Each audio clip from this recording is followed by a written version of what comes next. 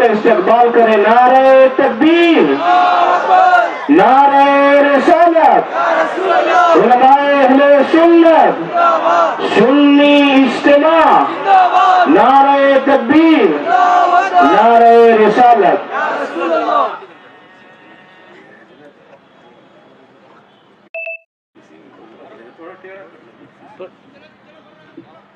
سب بلا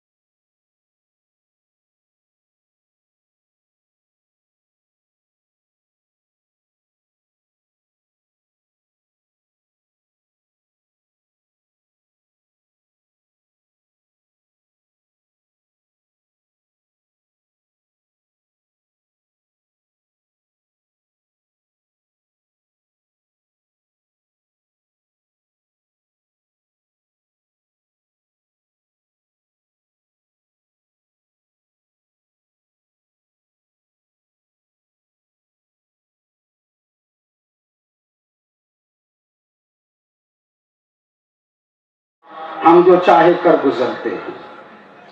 حضرات محترم، آپ اس آیت مبارکہ کے ترجمہ پر غور کریں، 3 حصے بیان کیے گئے۔ ایک حصہ بچپنا، دوسرا حصہ جوانی، اور زندگی کا تیسرا حصہ بڑھاپا۔ حضرات محترم، ان 3 حصوں میں سے جو سب سے اہم ترین حصہ ہے وہ بیچ والا حصہ ہے، یعنی کہ جوانی کا حصہ۔ کیونکہ اس بات کو اچھی طرح جانتے ہیں، مزید وضاحت کی قطعی ضرورت نہیں ہے۔ جب ہم پیدا ہوئے تھے، اعضائے بدن ہمارے وجود پر تو تھے، مگر اعضائے بدن میں صلاحیت نہیں تھی۔ مثلا ہاتھ ہمارے تھے، مگر ہاتھوں میں طاقت پکڑنے کی صلاحیت نہیں تھی۔ منہ میں زبان تو تھی، مگر طاقت گویائی نہیں تھی۔ کان ہمارے تو تھے، مگر جناب ہم سن کر سمجھ نہیں سکتے تھے۔ پیر تو ہمارے تھے، پر چلنے کی صلاحیت اور قدرت نہیں تھی۔ حضرات محترم، پھر یہی بچہ زندگی کے لیل و نہار گزارتے گزارتے جب وہ شباب اور جوانی کی دہلیز پر قدم رکھتا ہے، پھر وہی پیر اس کے لیے سواری کا مقام رکھتے ہیں، پھر وہی ہاتھ اس کے لیے سپاہی کے کام بنتے ہیں، پھر وہی کان اس کے لیے پہرے دار کی حیثیت رکھتے ہیں، پھر وہی آنکھیں وہ منزل کے ساتھی اور راہگیر ہوتے ہیں۔ حضرات محترم، ایک یہ دوسرا حصہ جوانی کا، پھر یہی انسان زندگی کے شب و روز اور کروٹ لیتے لیتے جب یہ بڑھاپے کی دہلیز پر پہنچتا ہے، حضرات محترم، اعضائے بدن وجود پر تو ہوتے ہیں، مگر صاحب ان اعضاؤں میں طاقت نہیں ہوتی ہے۔ دماغ تو ہوتا ہے، پر دماغ میں وہ قوت وہ صلاحیت نہیں ہوتی ہے کہ ہم حالات کو پرکھ سکے، حالات کے صحیح اور غلط میں تمیز کر سکے۔ حضرات محترم، پیر تو ہمارے ہوتے ہیں، مگر ان پیروں میں بڑھاپے میں وہ طاقت نہیں ہوتی ہے کہ ہم کسی مقام پر جلدی کے ساتھ پہنچ سکے۔ ہمارے ہاتھ تو ہوتے ہیں، مگر جناب وہ ہاتھ میں قوت، بازو میں وہ صلاحیت نہیں ہوتی ہے۔ محترم، میرا کہنے کا مقصد یہ ہے کہ بچپنا تھے ہم کمزوری کے عالم میں، پھر جب بڑھاپے کو پہنچیں گے پھر سے ہم کمزور بن جائیں گے۔ حضرات، پھر پتہ کیا چلا، یہ جو زندگی کے 3 شعبے ہیں، یہ جو 3 حصے ہیں، ان 3 شعبے اور 3 حصوں میں جو سب سے اہم ترین، جو سب سے زیادہ اہمیت کے حامل ہے، جناب وہ جوانی، جناب وہ جوانی ہے۔ مگر بدقسمتی یہ ہے کہ جو ہی ہم جوانی کے دہلیز پر قدم رکھتے ہیں، ہم ایک نیا خاکہ تیار کر لیتے ہیں۔ ہمارے ذہن میں الگ سے ایک سیٹ اپ ہوتا ہے اور ہم سوچتے ہیں کہ میں جوان ہوں، جو چاہے وہ کر سکتا ہوں۔ حضرات محترم، ابھی تو میری جوانی ہے، اور بدقسمتی سے نوجوان طبقے کا یہ نظریہ اور ان کے یہ رجحان اور یہ ذہن بن چکا ہے کہ نمازیں پڑھنا، دینی ماحول میں وابستہ رہنا، چہرے پر سنت رسول داڑھی سجانا، سر پہ ٹوپی رکھنا اور ہمارا تعلقات وابستہ بننا، اس کے لیے ہماری عمر نہیں ہوئی ہے۔ ہاں، جب بوڑھے ہو جائیں گے، جب ہم کسی کام کے نہیں رہیں گے، جب ہم نے مسجدوں سے اپنے وابستہ رکھنا ہے، جب ہم نے رب رسول سے تعلقات قائم کرنی ہے۔ حضرات محترم، میں آج آپ کو اس سنی اجتماع کی جانب سے یہ دعوت دینا چاہتا ہوں کہ میرے بھائیوں نوجوانوں، بڑھاپے میں عبادت کرنا اتنی اہمیت کے حامل نہیں ہے، اور رب کعبہ کی جانب سے آپ کو اتنا درجہ اور اتنی فضیلت نہیں ملے گی جتنی بھری جوانی میں اگر آپ رب کعبہ کے حضور میں اپنی جوانی کو خرچ کریں گے، جو آپ کو درجہ ملے گا، جو فضیلت ملے گی رب کعبہ کی بارگاہ میں، جو آپ کو مقام ملے گا، وہ بڑھاپے میں نہیں مل سکتا۔ اور جناب وہ کس طرح؟ دانشوروں کا کہنا ہے کہ جو جوان ہے تو ہم، یہ ہماری بدقسمتی ہے کہ ہم برے ماحول میں پڑھ کر اپنے قیمتی وقت، جو کہ زندگی کی سب سے اہم ترین سرمایہ وقت ہے، ہم اس کو ضائع کرتے ہیں۔ مگر ہمیں اس بات کا پتہ نہیں ہے کہ ہم جو جوان ہیں، ہماری جوانی ہماری قوم کے لیے کس قدر اہمیت کے حامل ہے۔ دانشوروں کا یہ کہنا ہے کہ ہر جوان اپنی قوم میں ریڑھ کی ہڈی کی مانند حیثیت رکھتا ہے۔ حضرات، آپ جانتے ہیں جسم کے اندر جو سب سے اہم ترین جو اعضا کہیں یا حصہ کہیں، وہ ریڑھ کی ہڈی ہے، باقی اعضاء بدن میں کہیں کچھ کمی خامی آ جائے بندہ چل پھر کر سکتا ہے، بندہ اپنے معاملات مسئلے کو انجام دے سکتا ہے، مگر جناب اگر ریڑھ کی ہڈی میں کمی آ جائے، اگر ریڑھ کی ہڈی خراب ہو جائے، اگر ریڑھ کی ہڈی صحیح سلامت نہ رہے تو جناب اپنی وجود سے وہ کسی اور جگہ چلنا تو دور کی بات بلکہ ہل بھی نہیں سکتا، وہ بستر پر لاش کی مانند پڑا رہتے ہیں۔ اور یہ دانشوران کہتے ہیں کہ زبان ہر قوم میں ریڑھ کی ہڈی کی مانند حیثیت رکھتا ہے۔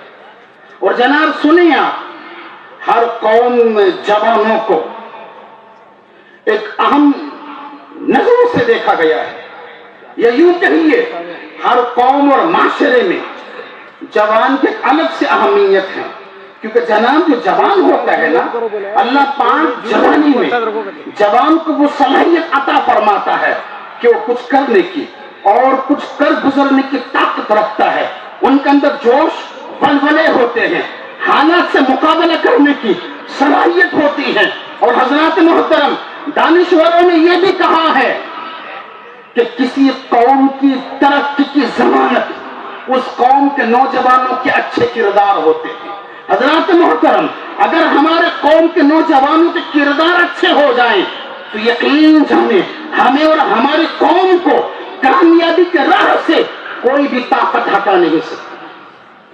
اور جس قوم کے نوجوان عیاش اور بدماش ہو جائیں تو پھر جناب اس قوم کو تباہی کے دہانے پر جانے سے کوئی بھی طاقت روک بھی نہیں سکتی۔ نوجوانوں کی بڑی اہمیت ہے جناب، اور بڑے کارنامے ہیں نوجوانوں کے۔ اور آئے میں آپ کو سلطان صلاح الدین ایوبی کے قول سنانا چاہوں گا۔ سلطان صلاح الدین ایوبی نے اپنے دور سلطنت میں یہ بات انہوں نے کہی تھی کہ کسی قوم کو تباہ کرنے کے لیے اس قوم میں ایٹم بم گرانے کی ضرورت نہیں ہے، بلکہ اس قوم کے نوجوانوں کو عیاش پرست بنا دو، وہ قوم خود بخود تباہ ہو جائے۔ حضرات محترم یہ جو نوجوان ہیں ان کے بڑے درجے ہیں، ان کی بڑی فضیلتیں ہیں، اور رب رسول کی بارگاہ میں نوجوانوں کا کتنا بلند مقام ہے۔ آپ اس بات سے اندازہ لگائیں کہ حضور نبی رحمت صلی اللہ علیہ وسلم نے نوجوانوں کا مقام کتنا بلند فرمایا، اور اس حدیث کے مفہوم سے اندازہ لگائیں۔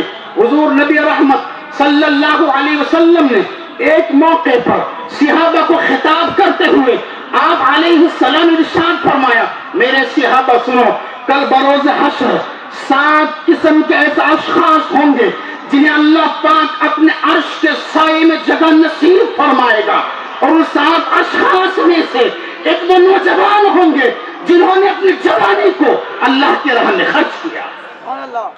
حضرات محترم اگر ہم جوانی کو اللہ کی راہ میں خرچ کرتے ہیں اس کا بڑا درجہ ہے، اس کی بڑی فضیلتیں ہیں، کیونکہ جناب والا اس کی فضیلت اس لیے زیادہ ہے کیونکہ جب جوان ہوتا ہے ایک تو یہ ہے کہ جوانی کے جوش اور ولولہ ہوتا ہے، دوسرا خورد و نوش کے اہتمام کے معاملات ہوتے ہیں، گھریلو بال بچوں کی کفالت کے معاملات ہوتے ہیں، ماں باپ کی خدمت کی ذمہ اس کے کندھوں پر ہوتی ہے، اور ان تمام ذمہ داریوں کے ساتھ ساتھ اگر وہ رب رسول کی بارگاہ میں حاضری دینے والا ہے، اگر وہ اپنی جوانی کو رب رسول کے حکموں کے تابع ہو کر زندگی گزارتا ہے تو اس کا مقام کتنا بلند ہے۔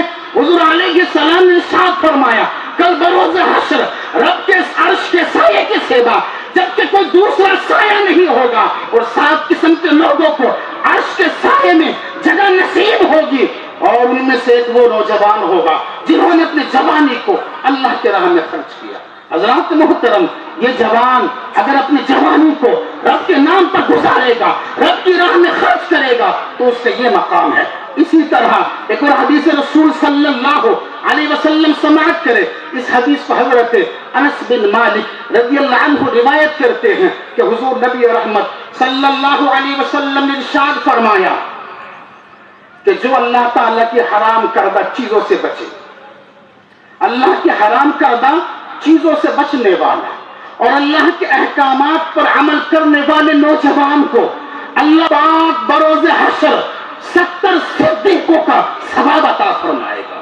اللہ اکبر۔ حضرات محترم ذرا دیکھیں آپ صدیق کا کتنا بڑا درجہ ہے، بلکہ جناب قرآن مجید میں انبیاء کے بعد صدیق کا درجے کا ذکر ہے.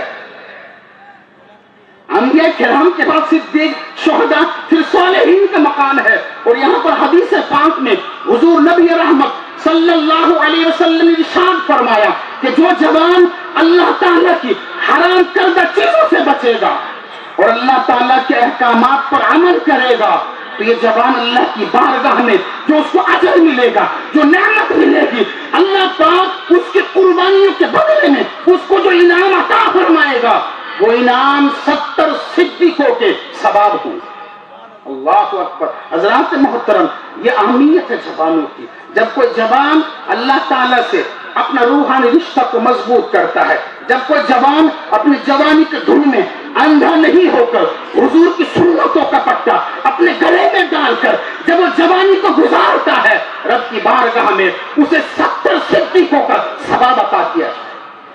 حضرات محترم، اسی طرح ایک اور حدیث دیکھے کہ حضور صلی اللہ علیہ وسلم نے جوانوں کی اہمیت کس طرح بڑھائی اور جوانوں کو رب کی جانب سے کس قدر اعزاز و اکرام عطا ہوں گے. حضور نبی رحمت صلی اللہ علیہ وسلم کا ارشاد گرامی ہے کہ صبح کے وقت اٹھ کر عبادت کرنے والا نوجوان، توجہ، صبح کے وقت سے مراد محدثین حضرات اہل علم فرماتے ہیں کہ جو جوان تہجد کا عادی ہے، صبح سے مراد تہجد کے جو عادی ہوتے ہیں. آقا علیہ السلام نے ارشاد فرمایا جو جوان تہجد کا عادی ہے، یعنی کہ صبح اٹھ کر عبادت کرنے والے نوجوان بڑھاپے میں عبادت کرنے والے بوڑھوں پر ایسی فضیلت رکھتا ہے جس طرح تمام لوگوں پر رسولوں کی فضیلت. اللہ اکبر. حضرات محترم، آپ جانتے ہیں اس روئے زمین پر کائنات عالم میں سب سے جو اونچا درجہ ہے وہ انبیاء علیہم السلام کا. اور حضور نبی رحمت صلی اللہ علیہ وسلم ارشاد فرماتے ہیں کہ جو جوان اپنی جوانی کو رب کی اطاعت میں گزارے اور جو جوان تہجد کا عادی ہو اس کا اتنا بڑا مقام ہے جتنا رسولوں کا لوگوں پر ہوا کرتا ہے. اللہ اکبر. اسی طرح ایک اور حدیث کا مفہوم آپ کو عرض کرتا چلو. حضور نبی رحمت صلی اللہ علیہ وسلم کا ارشاد گرامی ہے. حضور علیہ السلام ارشاد فرماتے ہیں اور یہ حدیث قدسی ہے. حضور نبی رحمت صلی اللہ علیہ وسلم کی ارشاد گرامی ہے کہ اللہ تبارک و تعالی ارشاد فرماتا ہے کہ میری تقدیر پر ایمان لانے والا، توجہ، میری تقدیر پر ایمان لانے والا، میرے لکھے پر راضی رہنے والا اور میرے دیے ہوئے روزی پر قناعت کرنے والا اور میری رضا کی خاطر اپنے نفسی خواہشات کو چھوڑنے والا نوجوان میری بارگاہ میں میرے بعض فرشتوں کے مانند اس نوجوان کا مقام ہے.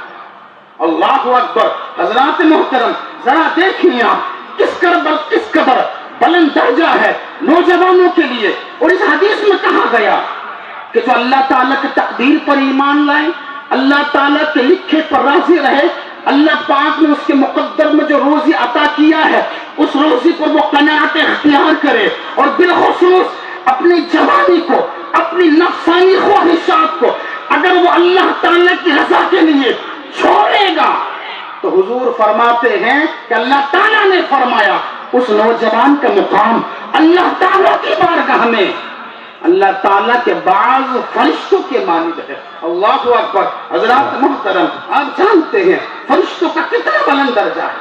وہ معصوم ہے، وہ نوری مخلوق ہے، وہ اللہ تعالیٰ کے حکم پر ایک لمحے کی غفلت نہیں برتتے ہیں.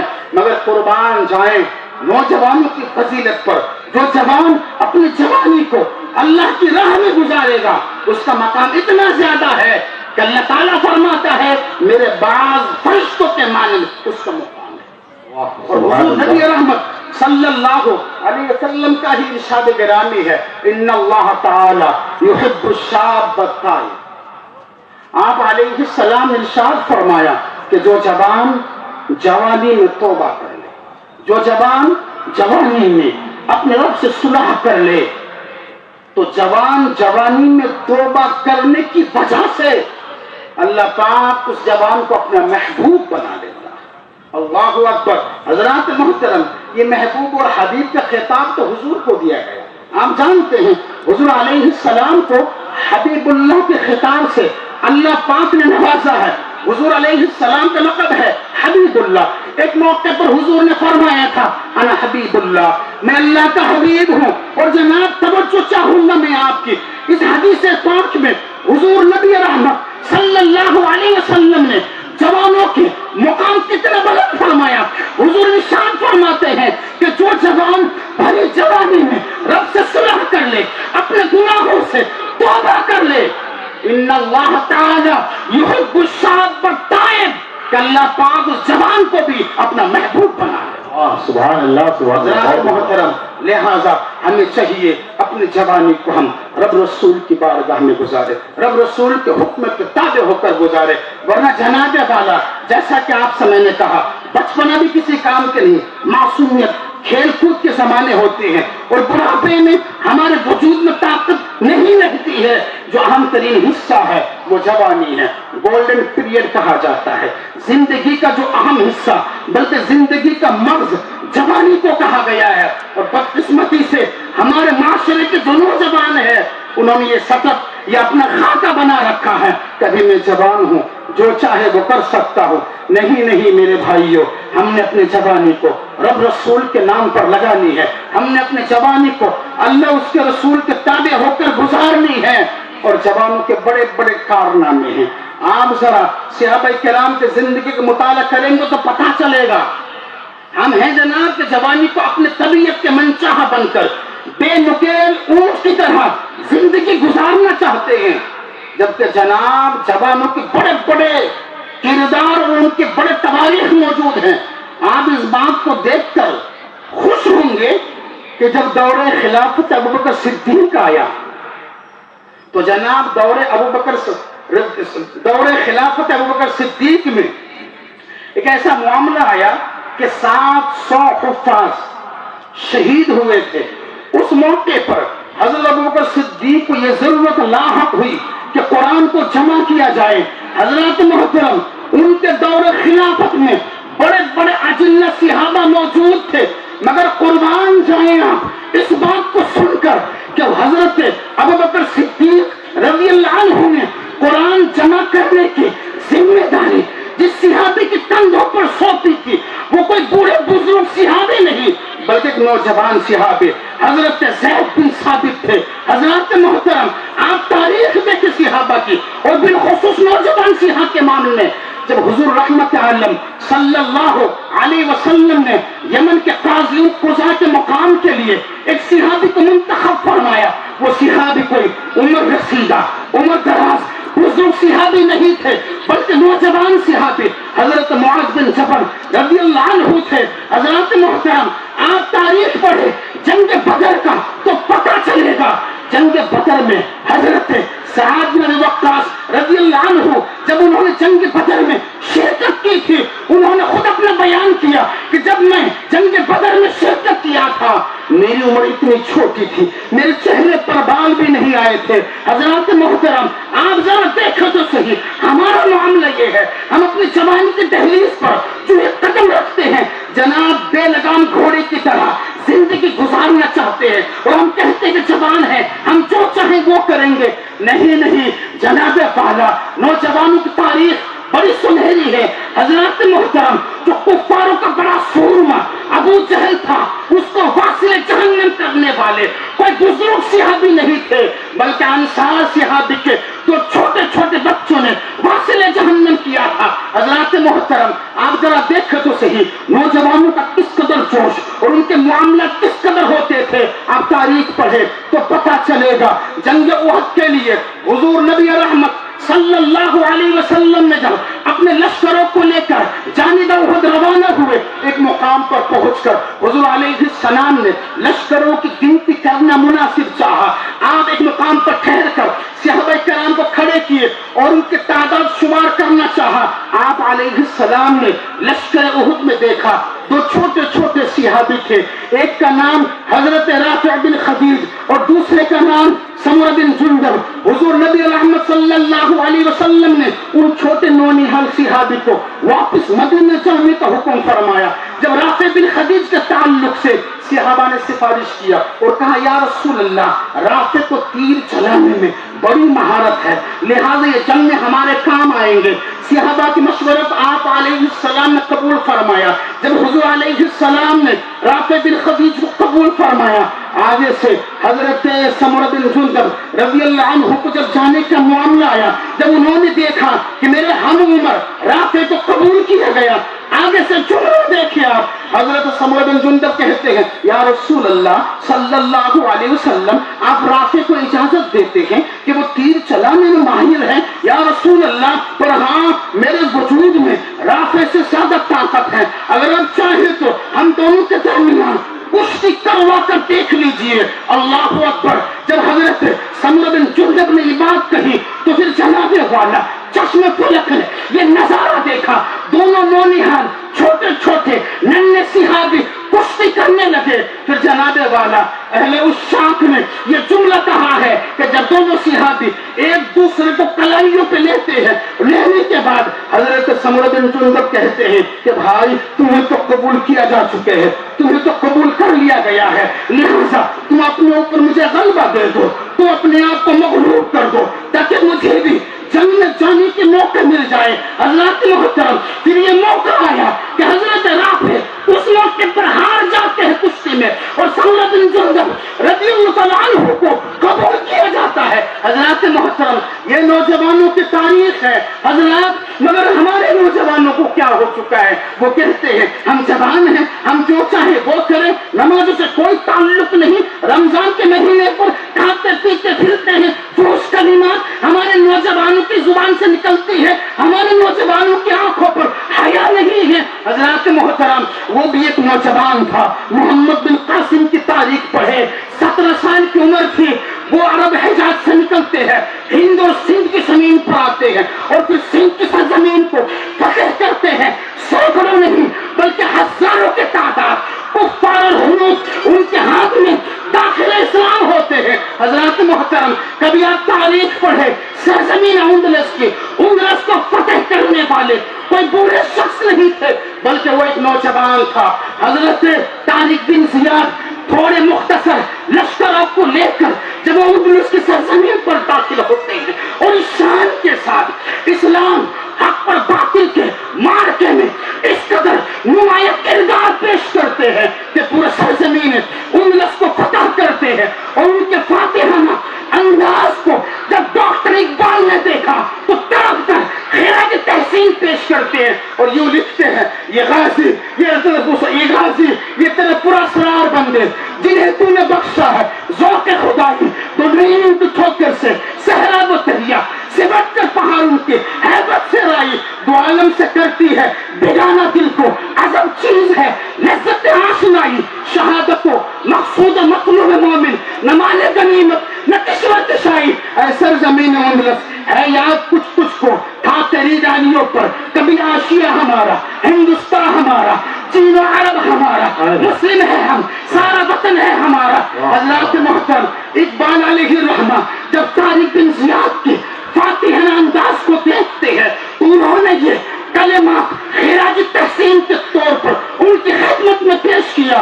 اللہ اکبر۔ حضرات محترم اس طرح کے بے حساب واقعات ہیں نوجوانوں کے تعلق سے حضرات محترم، مگر آج بدقسمتی یہ ہے ہمارے نوجوانوں کے حالات دیکھیں آپ، تمام برائیاں ہمارے نوجوانوں کے اندر، تمام خامیاں ہمارے نوجوانوں کے اندر، اور نوجوانوں کے ذہن میں ایک سب سے بڑی بات یہ ہے کہ نوجوان بڑوں کی صحبت اختیار کرنا پسند نہیں کرتے۔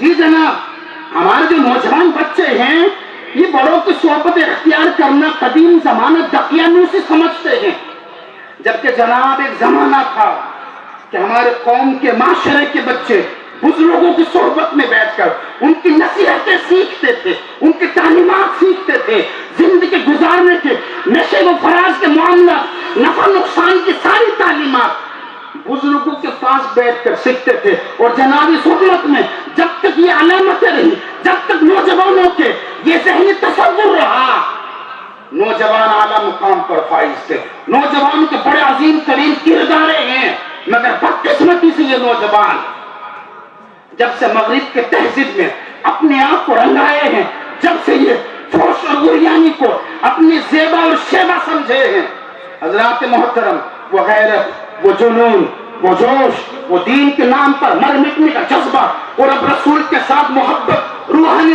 تعلقات، سارا کچھ ختم ہوتا جا رہا ہے۔ حضرات محترم، یہ جو جوانی ہے عام ترین حصہ ہے زندگی کا، اس جوانی کو ہمیں رب کے نام پر لگانا چاہیے، اس جوانی کو ہم نے قرآن و سنت کے تابع ہو کر گزارنا چاہیے۔ اور بالخصوص نوجوان، ایک نوجوانوں کی بھی ذہن بنا ہے کیا وہ اپنے ماں باپ کی باتوں کو قدیم اور خیالی باتیں سمجھتے ہیں۔ حضرات محترم، اور کتنے نوجوان ایسے ملیں گے آپ کو کہ باتوں سے ماں باپ کو یہ کہہ دیتے کہ چپ بیٹھو، آپ کو نہیں معلوم۔ ماں باپ کو یہ کہتے ہیں جناب چپ رہو جی، آپ کو نہیں معلوم۔ میرے بھائی، میرے نوجوان، اگر انہیں نہیں معلوم تو تمہیں کہاں سے معلوم ہوا؟ یہ جو جوان کہتے ہیں کہ آپ کو تمہیں نہیں معلوم، اماں تمہیں نہیں معلوم، بھائی میرے کہیں ایسا تو نہیں ہے نا کہ تو پیدا ہوا تیرے ماں باپ تہاڑ جیل میں چلے گئے تھے، 25 سال کے قید بمشقت کاٹ کے آئے تو تیرے بارے میں نہیں معلوم؟ ایسا تو نہیں ہے نا کہ تو پیدا ہوا اور تیری ماں نے تجھے امریکہ، نیو یارک، واشنگٹن میں یا کسی ترقی تہذیب والے ملک میں چھوڑ کر آئے تھے اور 25 سال زندگی گزار کر شباب کے مقام پر آئے ہیں تو نہیں معلوم؟ بھائی میرے، تو جو تیرے باپ کو کہتا ہے تمہیں نہیں معلوم۔ کیوں نہیں معلوم؟ بیٹا جب تو پیدا ہوا تو بچہ تھا، تیرے باپ اس وقت تیرے باپ جوان تھے، پھر تو آہستہ آہستہ ان کی تربیت کے چھاؤں میں بڑا ہوا۔ اب تو یہ کہتا ہے کہ ابا چپ بیٹا، تمہیں نہیں معلوم کہ تمہارے باپ نے روحانیت اختیار کر لیے تھے، کسی گفا، کسی پہاڑ کی کھاؤں میں جا کر انہوں نے 25 سالہ زندگی گزاری تھی کہ انہیں نہیں معلوم؟ حضرات محترم، یہ نوجوانوں کا ذہن بنا ہے اور ماں باپ کو بات بات پر ڈانٹتے ہیں، جبکہ ماں باپ کی قدر کیا کہنا۔ اب میرا وہ موضوع نہیں ہے کہ میں آپ کو بتاؤں ماں باپ کے مقام اور درجے کس قدر بلند ہے۔ حضور نبی رحمت صلی اللہ علیہ وسلم نے ماں باپ کے حوالے سے امت کو کس قدر ڈرایا۔ آپ علیہ السلام نے یہ طلب فرمایا کہ جس نے آپ کے باپ کی اطاعت کی گویا کہ اس نے رب کی اطاعت، جس نے اپنی ماں کو راضی رکھا گویا کہ اس نے جنت کو حاصل کر لیا، اور جنت حاصل کیا بلکہ جنت کو تو ماں باپ کے قدموں تلے رکھا گیا۔ فرمان ہے حضور علیہ السلام کا، قال فالزمها فإن الجنة عند رجلها۔ حضور علیہ السلام نے ایک موقع پر ایک مشورہ لینے والے صحابی کو فرمایا کہ تو جہاد میں جا کر جس جنت کو حاصل کرنا چاہتا، پلٹ جا اپنے گھر میں، اپنی ماں کی خدمت کو اپنے اوپر لازم کر لے، ان کی خدمت کا تو رب تجھے جنت عطا کرے۔ سبحان اللہ، بہت عمدہ۔ جناب یہ ہمارے نوجوانوں کا شیوا بن چکا ہے، ماں باپ کے ساتھ بیٹھ کر ماں باپ کے شفقت کے چھاؤ تلے ان کی نصیحتوں کو سننا پسند نہیں کرتے، اور جناب موبائل بس، انٹرنیٹ بس، اور جناب موبائل اور انٹرنیٹ کے تعلق سے میں صرف آپ کو اتنا جملہ کہوں گا کہ کسی سیلاب نے ہماری قوم کو اتنا متاثر نہیں کیا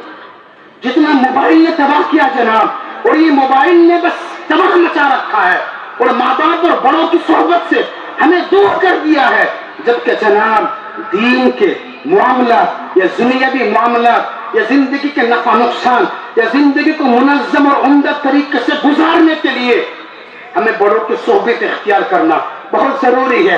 ماں باپ کے شفقت والے چھاؤں میں بیٹھ کر ان کی تعلیمات، ان کی نصیحتوں کے ساتھ زندگی گزارنا بہت ضروری ہے۔ اور جناب یہ بات آپ بالکل واضح طور پر سن لیجئے، جب تک جوانوں کا یہی معیار رہے گا، جب تک جوانوں کا یہی شیوا رہے گا، جب تک جوانوں کا یہی ذہنی توازن اور سیٹ اپ رہے گا، جوان ہمارے یوں ہی بھٹکتے رہیں گے، وہ کامیابی کی راہ پر گامزن اور فائز نہیں ہو سکتے، وہ منزل مقصود پر نہیں پہنچ سکتے، کیونکہ جناب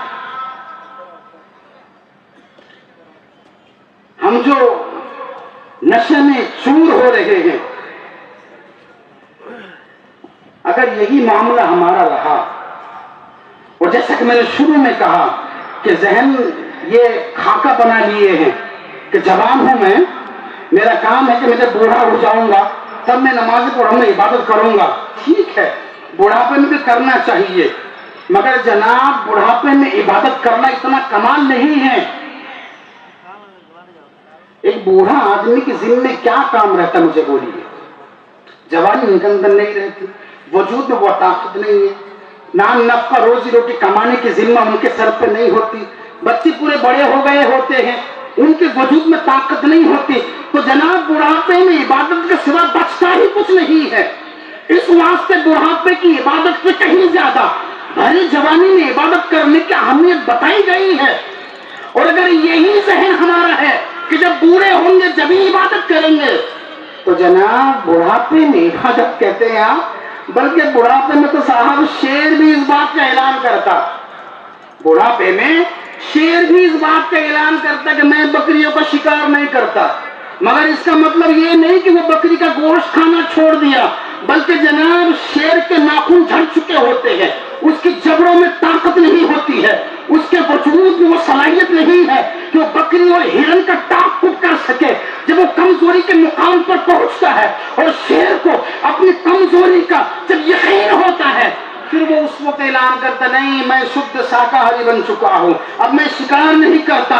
حضرات محترم، ٹھیک یہی معاملہ جوانوں، جوانی ملی ہے، توفیق ملی ہے، آپ کے وجود میں طاقت ہے، اس طاقت کو رب رسول کی رضا پر لگاؤ، اس طاقت کو اللہ کی رضا میں لگاؤ، اپنے ماتھے کی جبین کو، پیشانی کو سجدوں کی چمک سے چمکاؤ، تو پھر یقین جانو آپ ایک منظم معاشرے کے ذمہ دار کہلائیں گے، اور آپ کے ذریعے سے قوم میں انقلاب برپا ہوگا، اور ہاں آپ کے ذریعے سے یہ قوم ترقی کی راہ پر گامزن ہوگی، اور سنے سنے آپ کے پشت سے جو نسل کا سلسلہ شروع ہوگا وہ آنے والی نسل بھی ایک بہترین کامیاب ایک منظم نسل ترتیب پائے گی۔ یہ سارا کچھ نظام آپ کی جوانی سے وابستہ ہے، یہ سارا کچھ معاملات آپ کی تقوی، آپ کی پرہیزگاری سے وابستہ ہے۔ خلاصہ میری کوئی گفتگو کا حاصل کلام یہ ہے کہ زندگی کا اہم حصہ جوانی ہے، بچپنا کوئی کام کے نہیں، بڑھاپا کچھ کر نہیں سکتے، جو کر سکتے ہیں صرف وہ جوانی ہے۔ میرے بھائیوں، اپنے جوانی کو رب رسول کے حکموں کے تابع لگاؤ، اپنی جوانی کو اللہ کی راہ میں خرچ کرو، اپنی جوانی کو حضور کی سنت سیکھنے اور سیکھ کر عمل کرنے پہ گزارو۔ اللہ تعالیٰ کی بارگاہ میں دعا گو ہوں، اللہ پاک ہم سب کو کہنے سننے سے زیادہ عمل کی توفیق فرمائے، میرے کہنے میں جو غلطیاں ہوئی اللہ پاک مجھے معاف فرمائے، آمین علینا الا البلاغ المبین۔